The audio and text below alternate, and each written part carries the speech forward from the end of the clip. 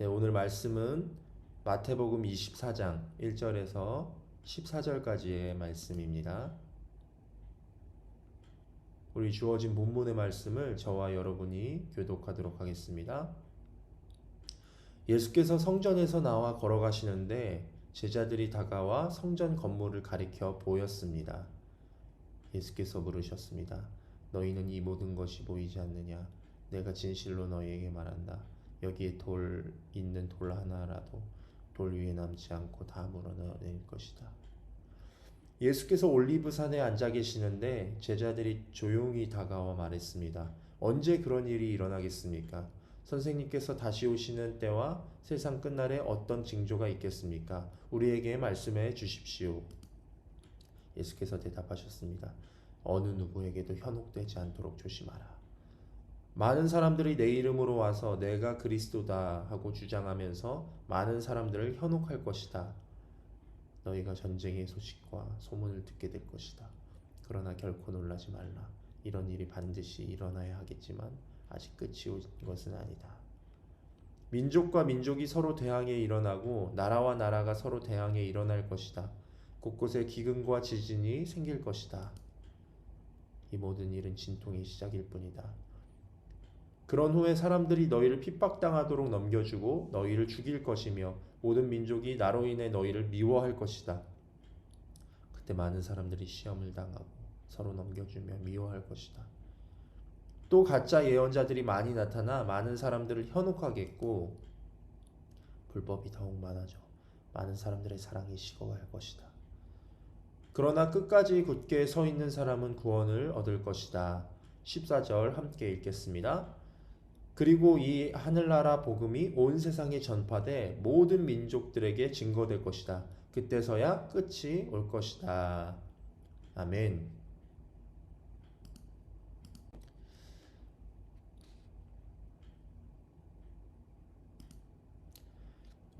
예루살렘에는 성전이 있는 산이라고 해서 성전산이 있습니다.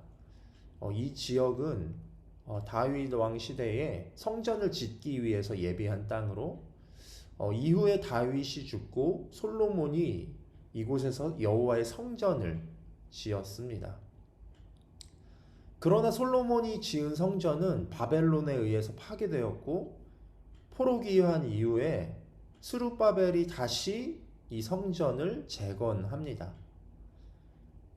그리고 헤롯 대왕이 기원전 20년경에 중건을 다시 한번 시작하여서 예수님 당대에 이미 화려하고 웅장한 유명한 건축물이 되어 있었고, 그러나 주후 62년경에 모든 공사가 완료되었고 거대한 성전이 들어서 있었으나 이 거대한 예루살렘 성전은 완공 후 8년 뒤인 주후 70년경에 로마의 티투스 장군에 의해서 철저하게 파괴되어 버리고 맙니다. 지금 현재는 그 성전 터 위에 우리가 지금 흔히 볼 수 있는 모스크가 세워져 있습니다. 주후 687년에 짓기 시작하여서 691년에 완공한 이슬람 사원이 지금 들어서 있는데요. 그 사원의 이제 돔 부분에 황금으로 덧칠되어 있습니다. 그래서 그곳을 황금 사원이라고 불리기도 합니다. 이 황금 사원은 무슬림이 아니면 출입이 제한적입니다. 저도 한번 들어가 본 적이 있었는데요. 오전에만 잠깐 출입이 허용이 됩니다.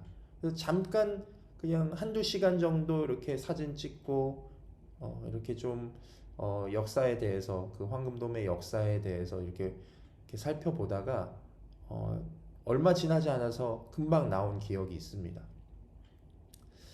유대인들은 1년에 딱 한 번만 그 황금 사원의 출입을 허용해 준다고 합니다.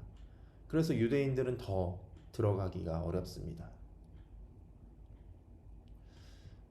유대교는 성전 중심의 종교이기 때문에 그 성전 터를 빼앗긴 거에 대해서 너무나 큰 아픔을 갖고 있습니다.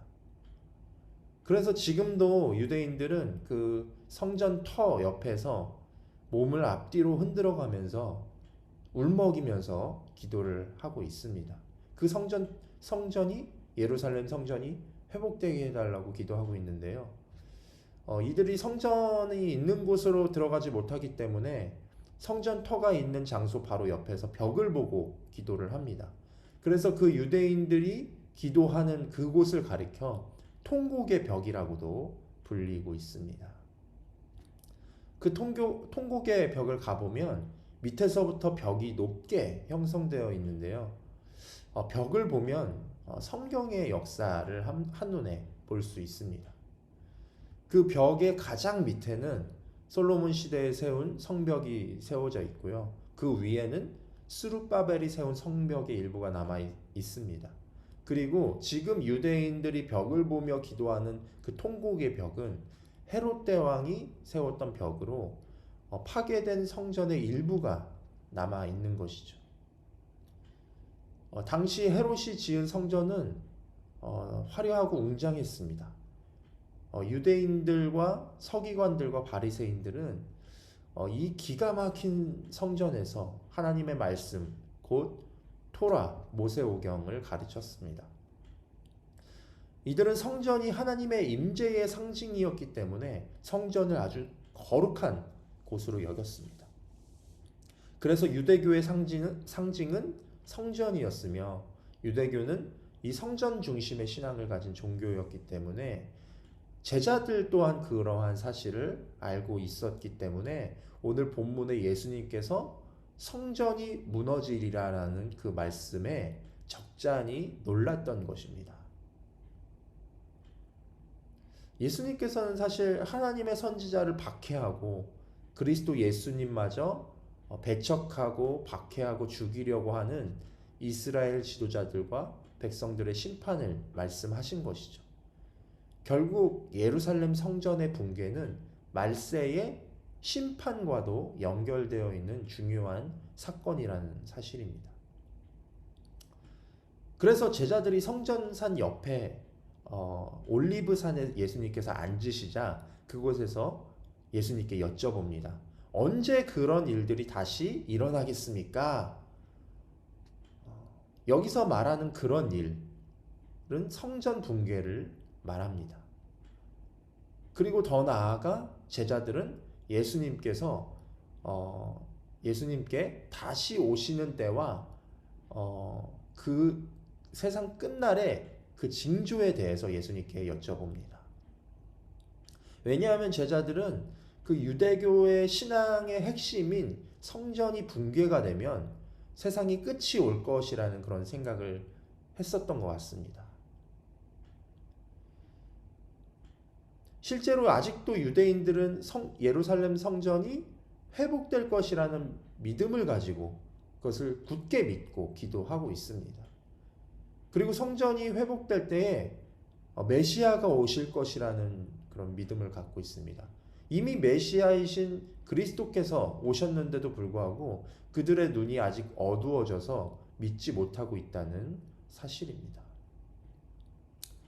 예수님께서는 제자들에게 세상 끝날 일에 대해서 말씀하시기 전에 제자들에게 주의를 주십니다. 어느 누구에게도 현혹되지 말라는 것입니다. 많은 사람들이 자신이 그리스도다라고 하며 자신이 메시아다라고 하면서 많은 사람들을 현혹시키고 넘어지게 할 것이라고 말씀하시면서 그들에게 경계할 것을 말씀하신다는 것이죠. 지금도 이런 일들은 끊이지 않고 발생하고 있습니다.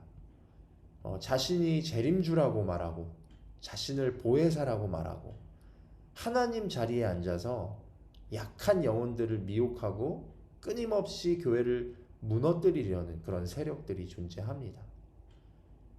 예수님께서는 오늘 본문에 이러한 자들, 자신이 메시아다라고 자칭하는 자들을 조심하라고 당부하시는 것입니다. 이어서 6절에는 너희가 전쟁의 소식과 소문을 듣게 될 것이다 라고 말씀하십니다.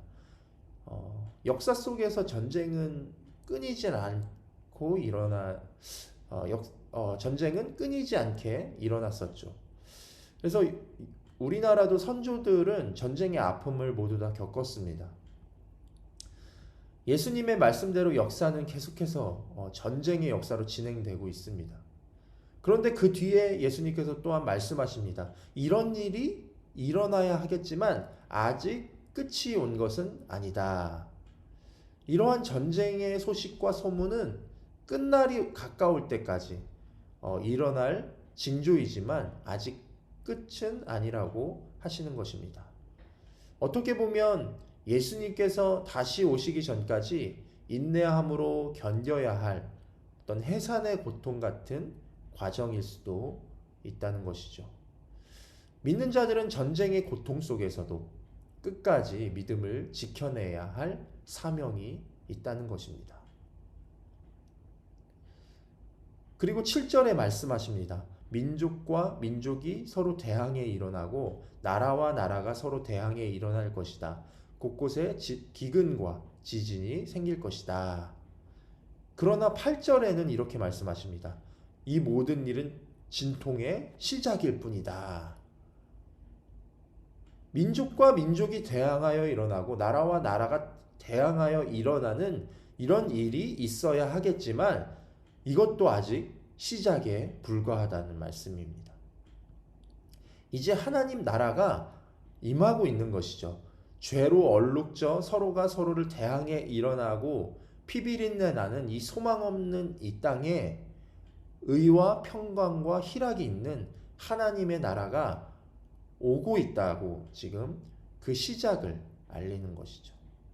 여러분, 빛이 강하게 임하면 임할수록 어둠이 더 짙게 깔리듯이 고통이 있을 수밖에 없는 것입니다. 하나님의 나라가 우리 가운데 임할 때 진통의 시작, 해산의 수고를 감당해야만 하는 그 어미처럼 그 진통의 시작이라는 것이죠. 진통이 있고 나서는, 그리고 진통을 감내하고 나서는 정말 그 해산의 수고를 해산을 할 때 정말 저는 경험해 보지 않았지만 엄청난 기쁨이 있다는 것입니다. 그럴 때에 우리는 그 진통을 다 잊어버리게 되죠. 그 날까지 주님께서는 인내하라고 말씀하시는 것입니다. 본문 9절에 보시면 이렇게 말씀하십니다. 그런 후에 사람들이 너희를 핍박당하도록 넘겨주고 너희를 죽일 것이며 모든 민족이 나로 인해 너희를 미워할 것이다.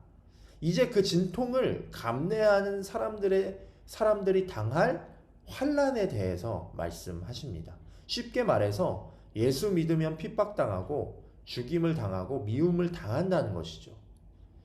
여러분, 이래도 예수님 믿으시겠습니까? 이러한 환난이 우리를 기다리고 있다는 사실입니다.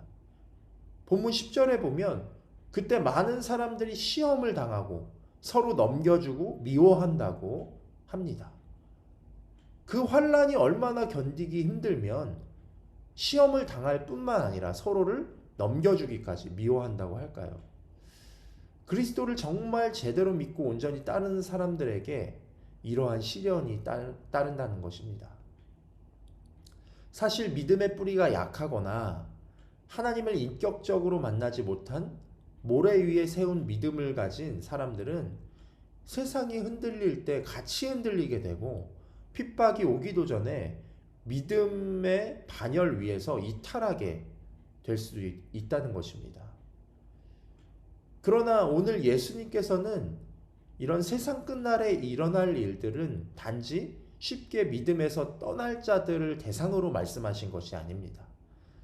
예수님의 제자들처럼 끝까지 따를 자들에게 말씀하신 것입니다. 결국 마지막 때는 할 수만 있다면 택하신 자도 미혹을 받을 만큼 큰 환난이 있을 것이라는 사실입니다. 11절에 보시면 가짜 예언자들이 많이 나타나서 많은 사람들을 현혹한다고 합니다. 정말 미혹의 수준이 믿음 위에 선 자들도 현혹할 만큼 그럴듯하게 미혹한다는 것입니다. 진리에 가까운 듯하지만 진리가 아닌 교묘한 속임수들로 계속해서 현혹시킨다는 것이죠. 결국 불법이 더 많아지게 되고 사람들의 사랑이 점점 더 식어져 간다는 것이죠. 저는 그런 생각을 많이 해봤고 지금도 하고 있는데요. 정말 큰 환란이 있을 것인데 내 목에 칼이 들어오는 그 순간에도 내가 그리스도를 부인하지 않고 믿음을 고백할 수 있을까? 이런 생각을 많이 해봤습니다. 그런 질문을 내 스스로 많이 던져봤습니다. 물론 상황만 보면 두렵기도 하고 그런 일이 내게 일어나지 않았으면 그렇게 생각합니다. 그러나 내가 일상에서 주님께 내 믿음을 고백하는 만큼 그 위험한 순간에도 담대하게 신앙을 고백할 수 있겠구나라는 그런 생각을 하게 됐습니다. 일상에서 내가 죽고 예수로 사는 경험을 하고 있어야 환란이 와도 그 신앙으로 살 수 있다는 것이죠.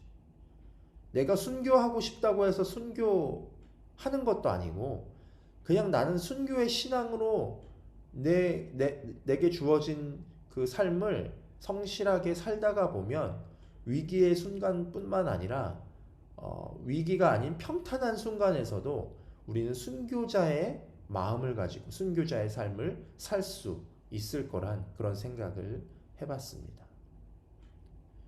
그러한 순교의 신앙을 가진 자는 어떠한 환란이 와도 끝까지 견딜 수 있는 자요. 그런 자가 구원을 받을 자다라고 생각해봤습니다. 이 환란이 언제 그치고 결국 언제 끝이 오게 될지 우리는 아무도 모릅니다.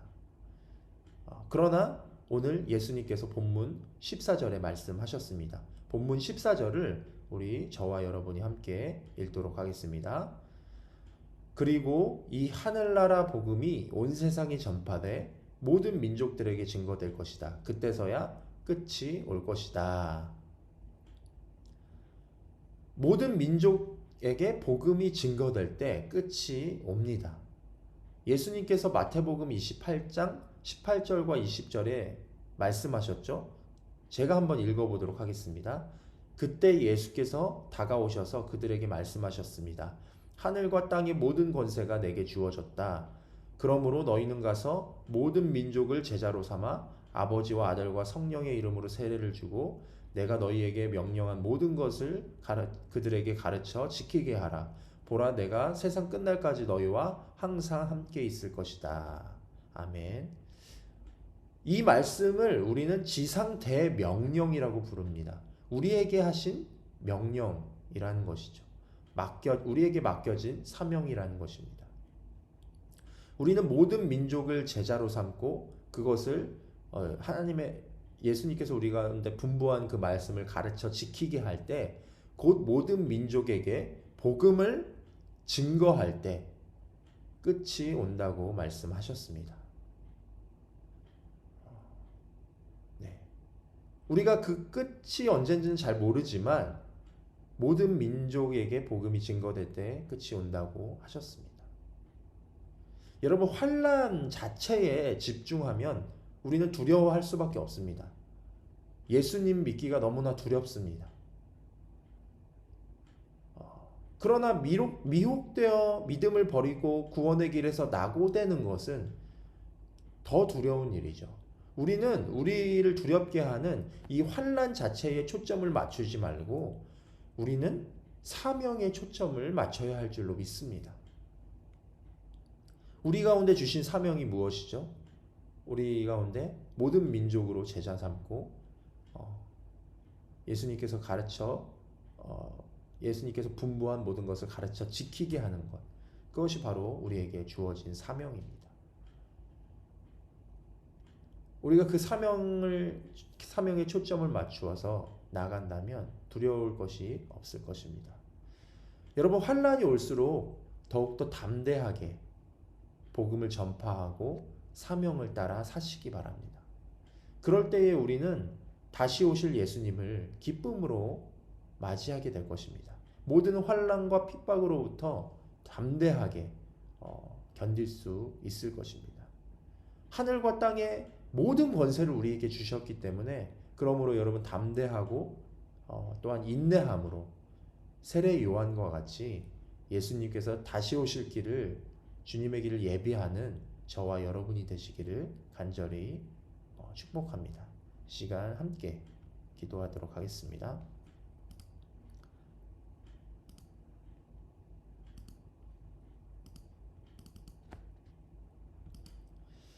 네, 첫 번째 기도 제목입니다. 전쟁과 난리의 소문이 있을 때에도 흔들리지 않는 견고한 믿음의 반석을 세우게 하소서. 두 번째로 예수님을 따르는 길에 환난이 있을지라도 두려워하지 말게 하시고 늘 주님께서 함께 하시겠다는 약속을 믿음으로 승리하게 하소서. 마지막으로 세 번째, 우리에게 주어진 사명을 잘 감당하게 하시고 모든 민족을 제자 삼는 일에 내가 쓰임받는 자가 되게 하소서. 이 세 가지 기도 제목을 가지고 우리 다 같이 통성으로 기도하시겠습니다.